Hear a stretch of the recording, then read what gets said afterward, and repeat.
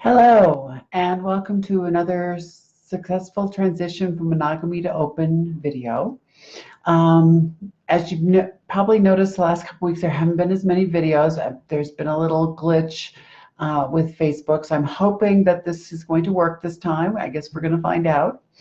So I've been posting this in the private group, but I haven't been able to post it elsewhere, so I'm hoping that this will work.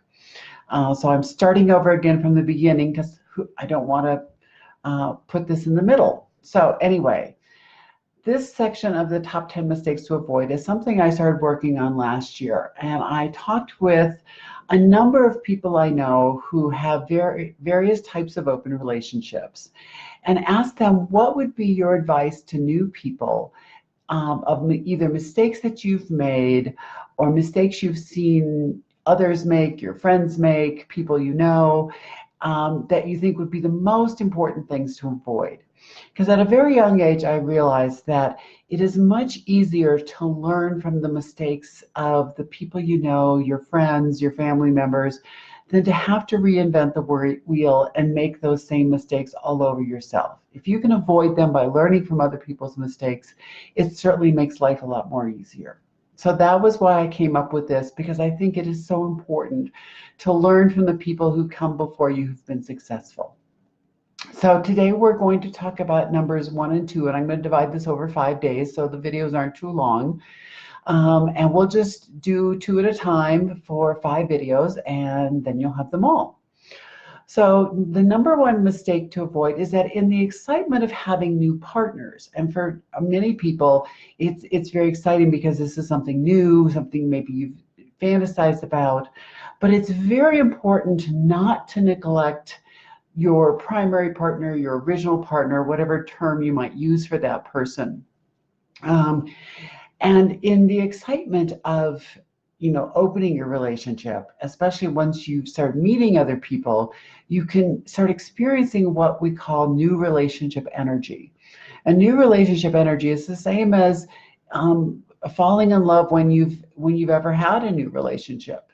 But before, when you were in monogamy, you didn't have other relationships that you were now neglecting. So with open relationships, whether you're in a swinging lifestyle, whether you're in polyamory, or some unique designer relationship, it's very important to make sure that you are still investing time in your primary relationship, your original relationship, so that they don't, feel resentful and left out. It doesn't trigger issues of jealousy in them that really aren't appropriate, because you have no intention of leaving them for this new person. It's just you're so excited about this new person, you start to forget to spend that time and energy with your primary person. So that is extremely important, and that's a huge mistake that people make right out of the gate. So be very aware of that. Number 2 is to make sure that everyone agrees how you're going to handle things like texts and emails, from your other partners. Do you need to share everything, or do you just need to share the big stuff?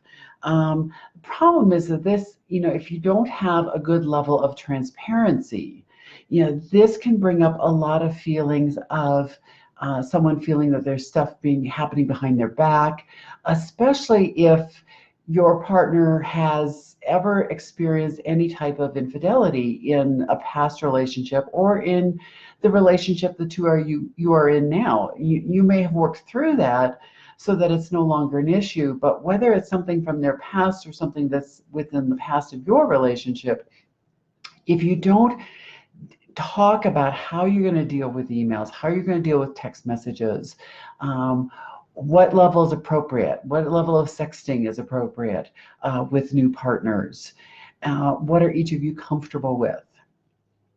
That's very important. Pictures. People send so many pictures on their cell phones these days.